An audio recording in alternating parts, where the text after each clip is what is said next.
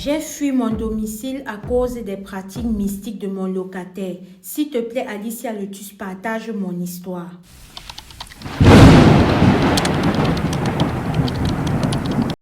J'ai fui mon domicile à cause des pratiques mystiques de mon locataire. J'ai 3 appartements. J'occupe un appartement et les 2 autres appartements étaient occupés par 2 autres locataires avec qui nous vivons pendant des années dans le calme. Jusqu'au jour où l'un de mes locataires, il avait déjà acheté son terrain pas loin de chez moi. Il avait construit sa maison. Il m'a fait comprendre qu'il devrait libérer. Et quand il libère mon appartement, c'est comme ça qu'un jour, un monsieur vient vers moi. Il me dit, votre appartement, si j'ai vu la plaque, c'est cet appartement. Je dis oui. Il me dit, est-ce que je peux visiter? Je dis, il n'y a pas de problème. J'ouvre l'appartement qui avait été libéré par mon premier locataire. Je lui présente, il voit, il dit oui, il est intéressé. Il me demande combien ça coûte. Je lui dis, il me dit, ok, je vais vous donner 5 mois. Est-ce que ça marche? Moi, j'ai accepté. C'est comme ça quand nous nous sommes entendus. Il est parti.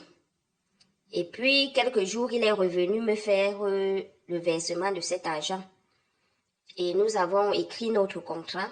Il a intégré la maison.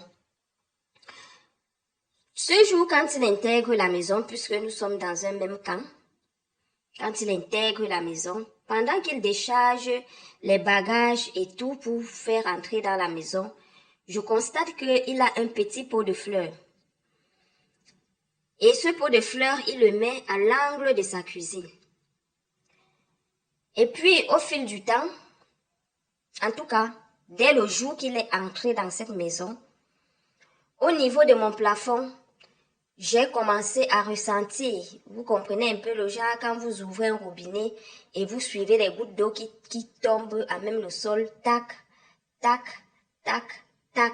Voilà le bruit que j'ai commencé à ressentir dans mon plafond ce jour qu'il a intégré ma maison. Et le temps est passé. Le temps est passé. Après, une autre de mes locatrices, celle qui occupait le 3e appartement, vient me dire, la mère, je n'arrive plus à bien dormir. Je ne sais pas ce qui se passe. Avant, ça allait. Mais maintenant, je ne sais pas. Depuis que j'avais intégré votre maison, je vivais tranquillement avec mes enfants. Mais depuis un certain temps, je n'arrive plus à dormir. Les enfants sont tout le temps malades. Et dans ma maison, ça ne va pas. Bon, moi, sans le savoir, je me suis dit qu'elle se plaignait juste, qu'elle exagérait un peu. Mais elle ne faisait que se plaindre. Même quand elle venait payer mon loyer, elle me disait toujours que la mère, je fais que te dire que ça ne va pas. Les enfants sont malades. Même monsieur, ça ne va pas. Même moi-même, ça ne va pas. Je ne sais pas ce qui nous arrive. Ça devient encore plus dur pour nous. Et les enfants pleurent tout le temps. Elle attire donc mon attention en me disant que je vais te dire quelque chose, mais ne le prends pas mal. Je ne sais pas si tu sais ce qui est dans le pot de fleurs du nouveau locataire qui a intégré le camp. Je lui dis non, moi je ne sais pas. Elle me dit c'est l'oignon sauvage. Je lui dis oui, j'ai déjà quand même entendu parler de l'oignon sauvage. Bon, mais je ne sais pas exactement comment il se présente. Elle me dit viens un peu, faisons semblant de passer, tu vas jeter un coup d'œil et voir. Nous passons donc, elle me fait signe, elle me dit voilà ça. Je regarde des fleurs, donc des trucs aussi naturels comme ça. Elle me dit ça c'est l'oignon sauvage. Et voisine, maman sans te mentir, depuis que ce monsieur a intégré cette maison, nous n'allons pas bien. Nous n'allons pas bien. Et si ça continue comme ça, je vais libérer la maison. Sans vous mentir, moi j'ai essayé un peu de la calmer, lui dire que bon, il y a des moments comme ça et tout. Elle me dit oui, mais ça fait des années que je suis chez toi. J'ai par moments vécu certains moments, mais pas comme celle-ci. Les enfants pleurent tout le temps, et par moments nous avons l'impression que quelque chose, quelqu'un nous regarde. Je lui dis, comment? Elle m'a dit ça comme ça. Bon, tellement je ne comprenais pas, mais nous nous sommes séparés comme ça, je suis rentrée. J'ai essayé de la remonter que non, bon, dis-toi que et tout. Et même si quelqu'un a sa chose, c'est sa chose. Il ne va pas venir avec sa chose nous nuire. À un moment donné, par un moment, quand on restait comme ça, le matin, elle vient chez moi très tôt. Elle me dit que ses enfants dormaient, ses enfants se sont réveillés tard dans la nuit et ont commencé à crier et à pleurer. Quand elle est allée vers ses enfants demander qu'est-ce qui n'allait pas, ses enfants lui ont fait comprendre que maman vient de voir un serpent ici. Et quand elle fouille toute sa maison, elle ne voit pas de serpent. Et quand elle m'a dit ça, elle s'est mise à bavarder en disant si quelqu'un a amené ces choses ici, que cette personne garde ces choses chez lui. Je ne veux plus qu'un truc comme ça arrive chez moi. Parce que si ça arrive encore chez moi, on ne va pas dire à cette personne. Elle a menacé avec des paroles, très dures avec des paroles. Et ce monsieur, ce nouveau locataire-là et sa famille sont restés bouche bée, malgré tout ce qu'elle parlait, qui pouvait pousser quelqu'un à répondre. Mais ils sont restés silencieux. Moi-même, je n'ai pas compris ce silence. Un jour comme ça, cette voisine m'appelle. Elle me dit, la mère, est-ce que tu as remarqué que je ne suis plus là? Je lui dis, mais comment, est-ce que tu peux partir sans me dire? Elle me dit, non, je ne suis pas partie, mes choses sont encore là-bas, mais je ne pense plus y retourner. Moi, ça m'a bouleversée. Ça m'a vraiment bouleversée. C'est là où j'ai commencé vraiment à prendre ce qu'elle me disait au sérieux, que mais comment ça? Comment ça tu es partie, mais tes choses sont là? Elle me dit, elle voulait m'envoyer mon argent de location par téléphone et que son petit frère viendra déménager la maison. Que elle est partie. Et c'est ce qui s'est passé. Son petit frère est venu déménager la maison. Et puis, c'est resté comme ça. À peine une semaine qu'elle est partie, je reste chez moi. Je suis couchée dans ma chambre. J'ai mon petit bébé qui est au salon avec sa petite sœur. Et puis, moi aussi, j'entends des cris. Quand j'entends des cris, je me précipite. Je sors de la chambre pour chercher à savoir qu'est-ce qui ne va pas. Ma petite fille me dit que maman, pendant que j'étais avec mon petit frère, j'ai vu le serpent ici. J'appelle le père. Je dis, viens, il y a le serpent ici. Il me dit que comment ça? Une maison carrelée, bien aménagée. Il n'y a pas d'herbe aux alentours, rien. Comment se fait-il que le serpent, je lui demande de venir rapidement. C'est comme ça qu'il se précipite, il arrive. On commence à fouiller, balancer les choses de gauche à droite et tout et tout. On trouve un serpent déjà dans la cour. Mon mari tue donc ce serpent. Et quand tu tues ce serpent, nous, naïvement, on le jette comme ça là. On le jette comme ça, simplement.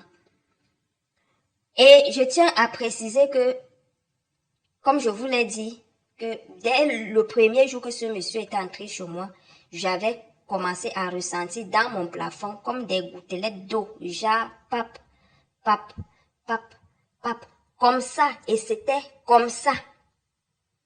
Nous avons même fouillé dans le plafond pour chercher à savoir qu'est-ce qui fait ce bruit. Nous n'avons rien vu. Bon. Et quand nous avons jeté ce serpent comme ça, le temps est passé. Ni ce monsieur, le matin, c'est un voisin, regardait, vous le serpent sort d'où ici, machin, tout ça.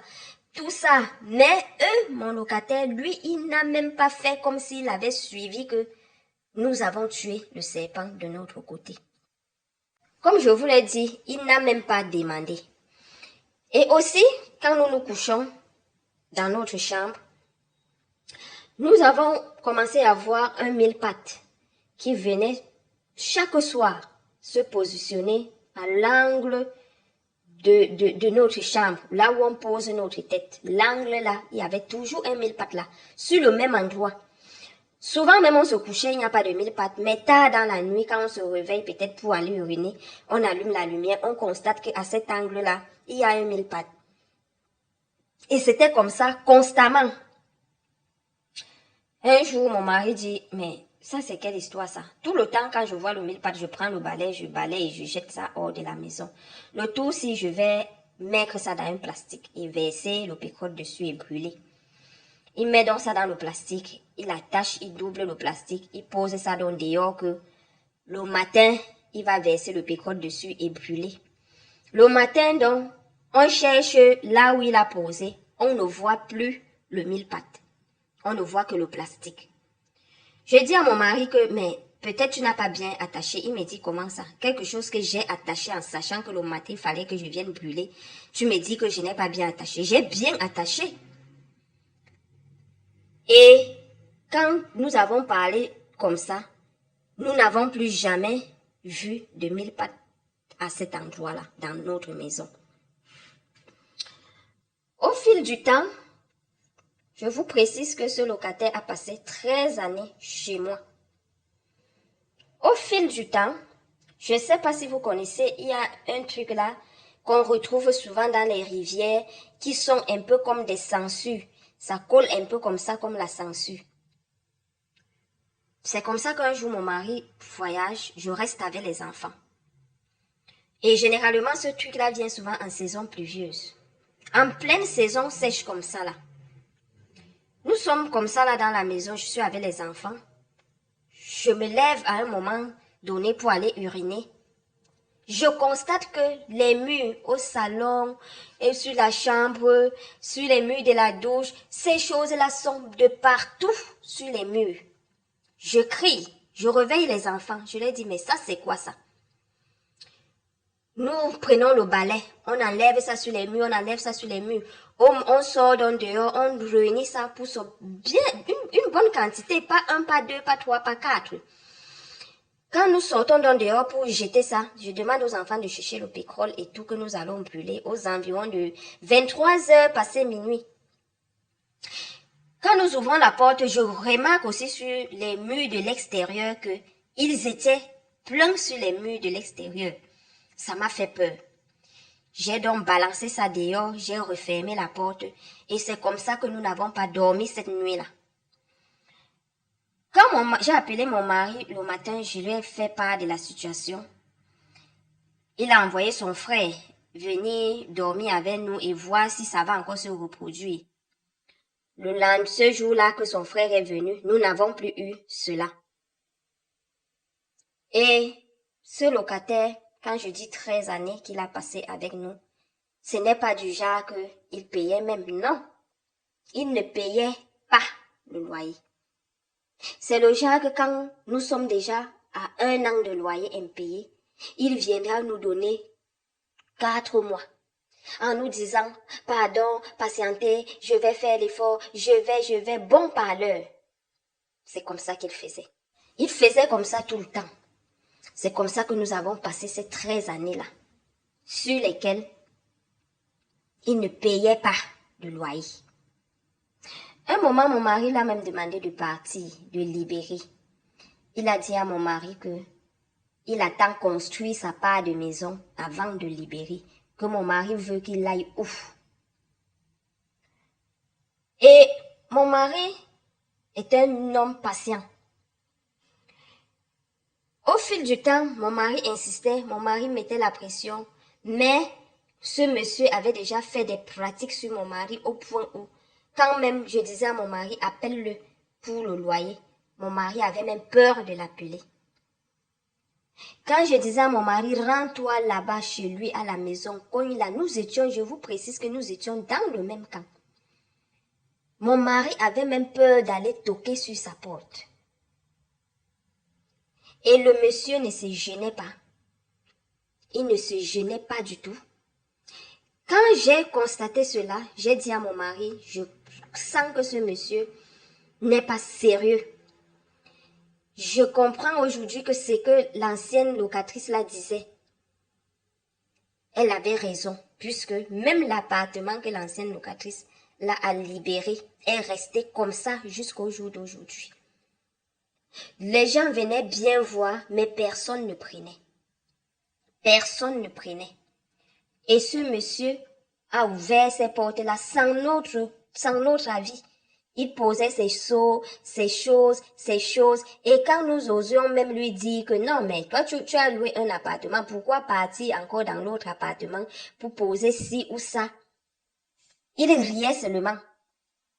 Que quand les gens vont occuper, lui, il va enlever ses choses de ce côté-là. Et c'est là-bas qu'il partait repasser ses vêtements. C'est là-bas qu'il partait charger ses appareils. Nous, on payait les factures.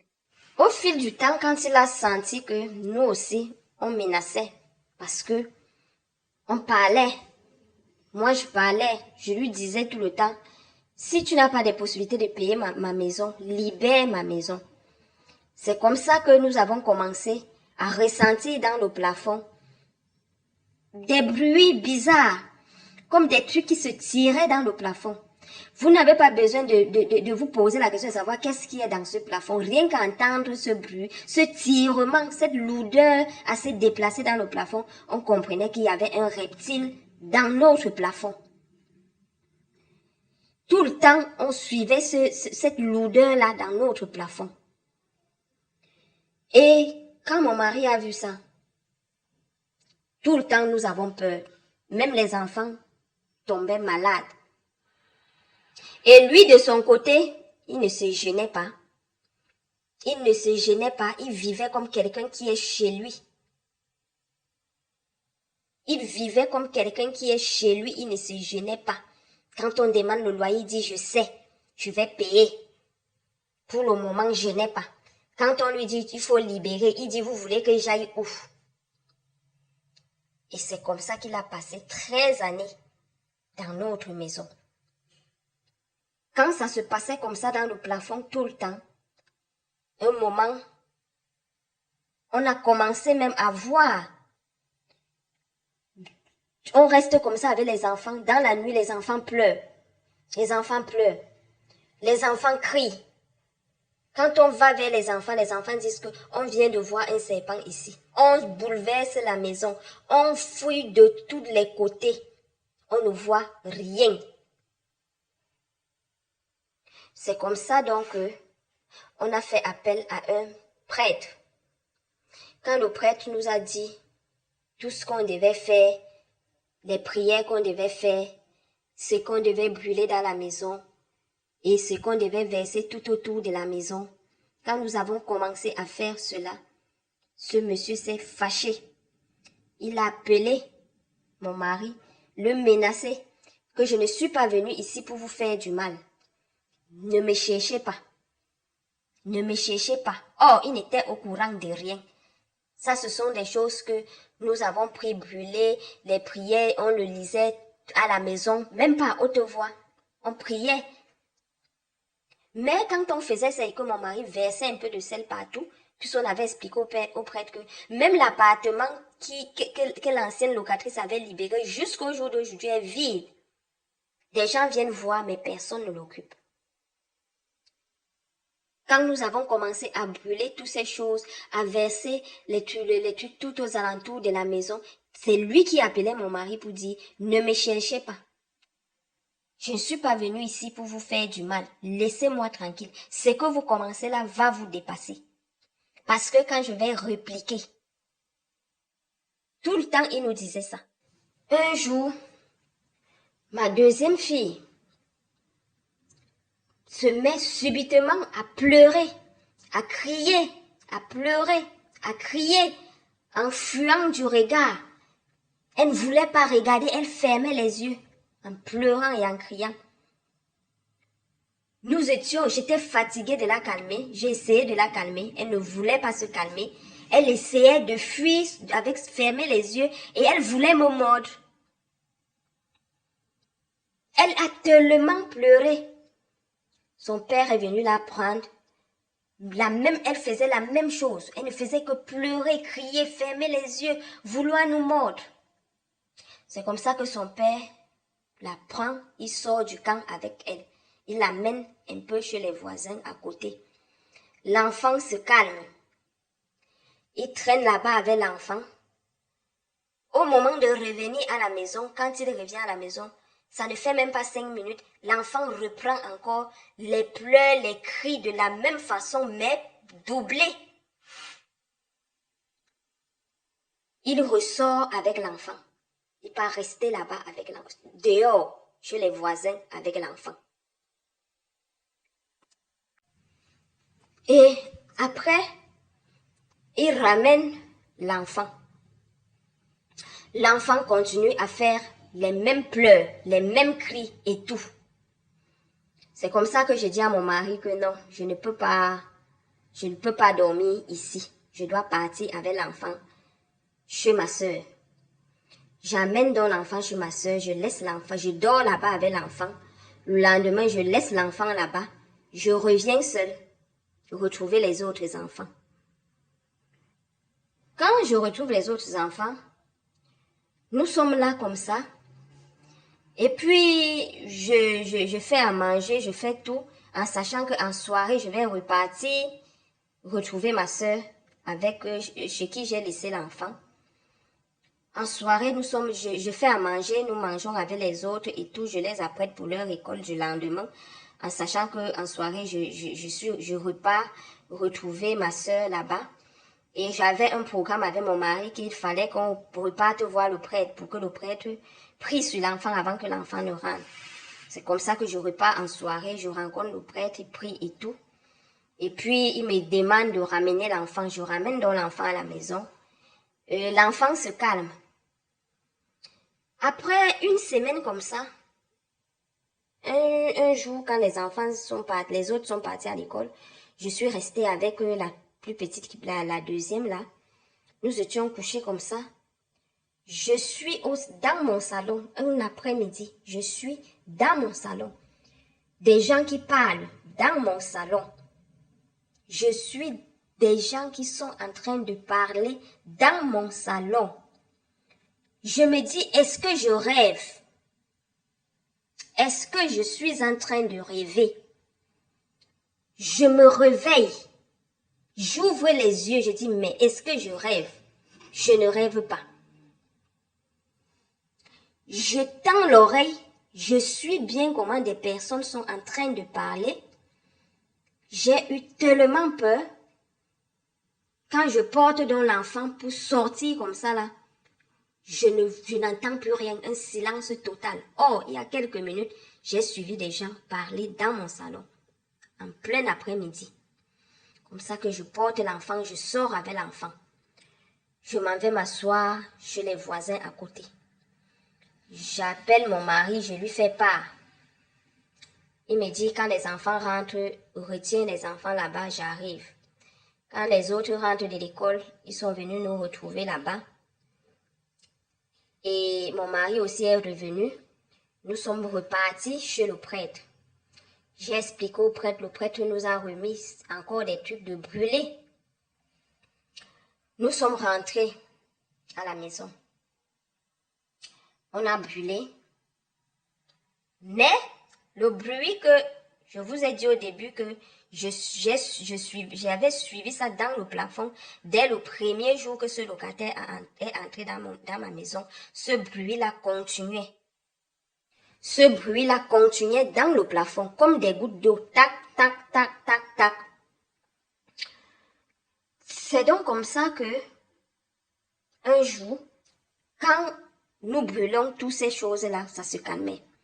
Un jour donc, je reste comme ça. J'étais avec mon mari. Nous étions là. On a passé la nuit bien. Très tôt le matin. Très très tôt le matin. Tout le monde était même encore couché. C'est lui-même qui suit comment des gens sont encore en train de parler dans le salon. Les gens parlent cette fois-là. Ils rient, ils causent, ils rient. Ils causent, ils rient. C'est lui qui me tapote. Il me dit, essaye d'écouter ce que je suis en train de suivre là. Je me réveille. Il me demande de ne pas parler. Il me fait le signe que tais-toi. Écoute, suis si c'est moi qui suis mal ou pas. Moi aussi, je tends l'oreille. Je lui dis effectivement, c'est ce qui m'était arrivé la dernière fois. C'est comme ça que les gens parlaient au salon la dernière fois. Effectivement, tu ne suis pas mal. Les gens sont en train de parler dans notre salon. Nous avons eu tous peur. Mon mari s'est mis à gronder, que c'est que les gens sont en train de le chercher. Il a indexé directement ce locataire. Que tu es venu chez moi. Tu as pris ma maison en location. Je t'ai donné ma maison en location. Non seulement, quand tu arrivais, tu as trouvé un locataire. Nous étions ici en paix.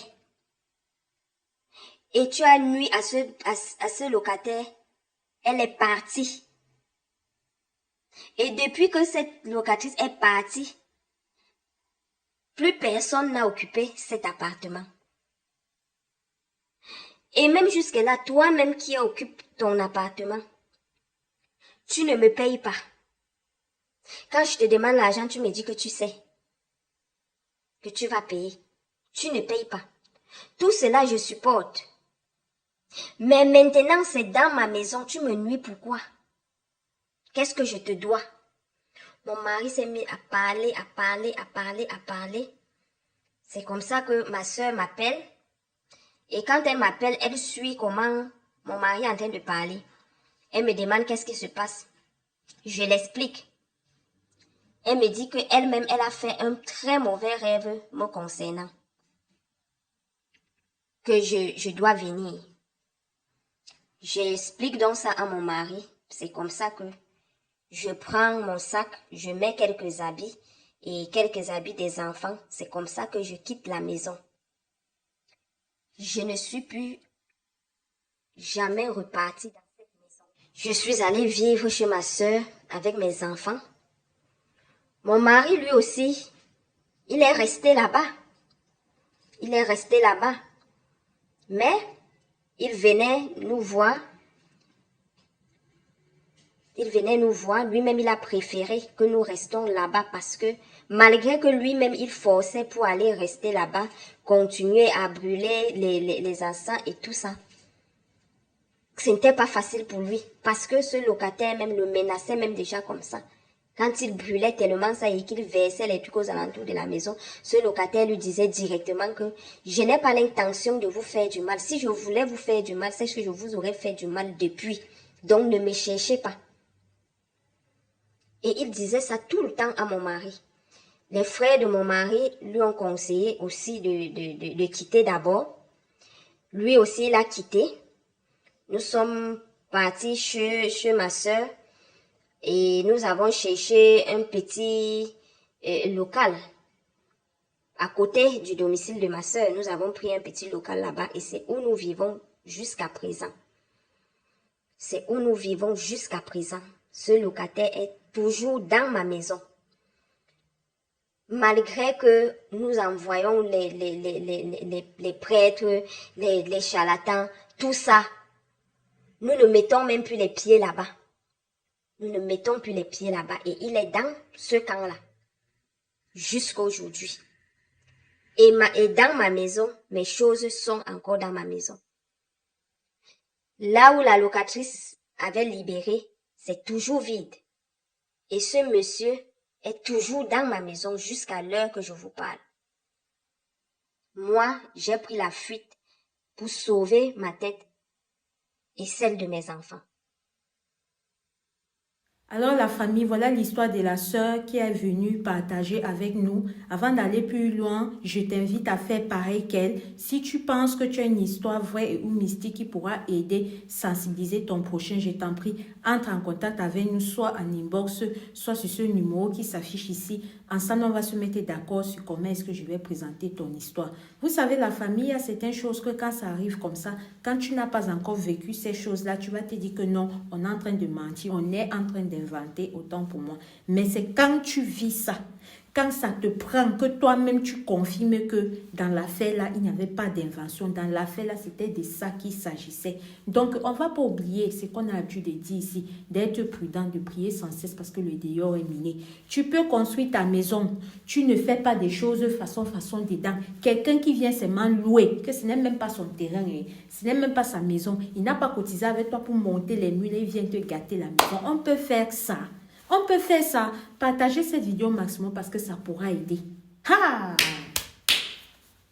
Je suis dépassée. Tu es prudente même, l'ennemi vient sur le côté que tu ne connais même pas. C'est de ça qu'il s'agit. Ici, Alicia Lotus, on se dit à très bientôt pour une prochaine vidéo. Je te dis un bonjour, un bonsoir en fonction de ton fuseau horaire. N'oublions pas, soyons prudents. Prions sans cesse parce que le dehors est miné. Voilà ça. Voilà ça. Une fois de plus, dans une histoire, un genre, n'oublie pas d'aller faire un tour sur notre playlist d'histoires vraies et mystiques. C'est-à-dire que les histoires que les gens nous confient là-bas. Mon Dieu. Mon Dieu, mon Dieu. Hey!